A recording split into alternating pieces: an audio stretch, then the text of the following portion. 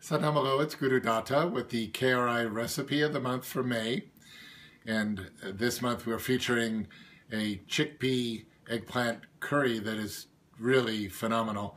It's found in A Taste of India, which you can get from our source store either as an ebook, as it is here, or in the print version. And this particular recipe it's called Chanaa Daal curry. And it's got the chickpeas, the eggplant, chilies, cauliflower, peas. It's got a lot of vegetables and great spices. The one recipe ingredient that is unusual, very unusual, is the lotus root. You can see it here. It's just in the sliced version. It's actually just as it says. It's the root of the lotus, which is a Buddhist symbol of enlightenment.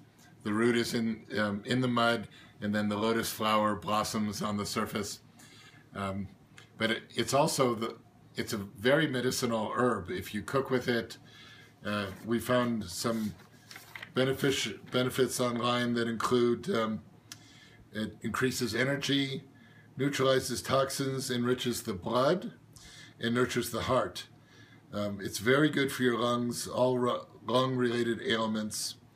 And again, you can get it in an Asian store, either fresh, as we found it, or canned, or you can get it dry. But if you use the dry version, make sure that you make time to soak it overnight and then, cook the next day.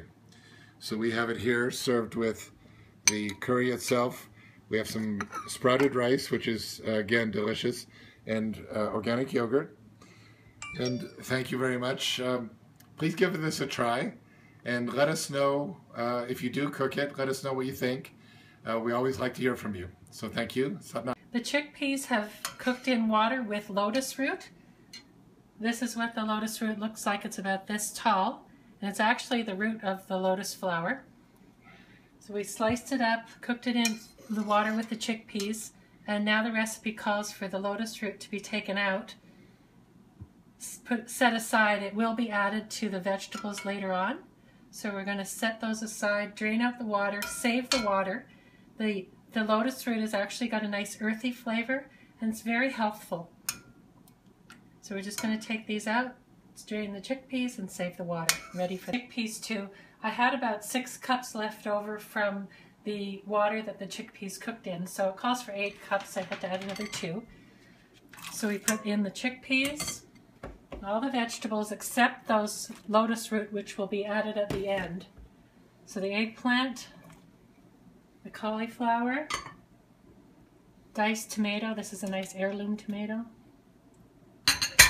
Green chilies. I did these in the mini food processor, so it would be easy on the hands, burning the hands. Some peas. And then some of the spices. The spices you add now to this mixture, which will cook together: red chilies, turmeric, and the salt.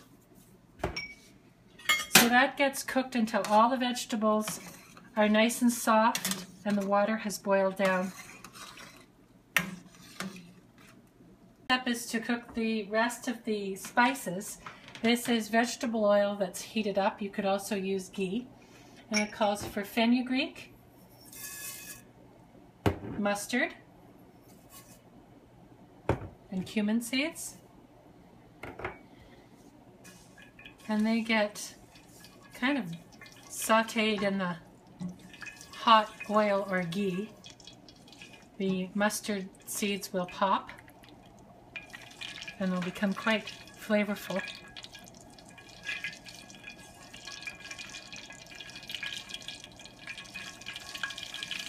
It takes a few minutes for this to actually cook.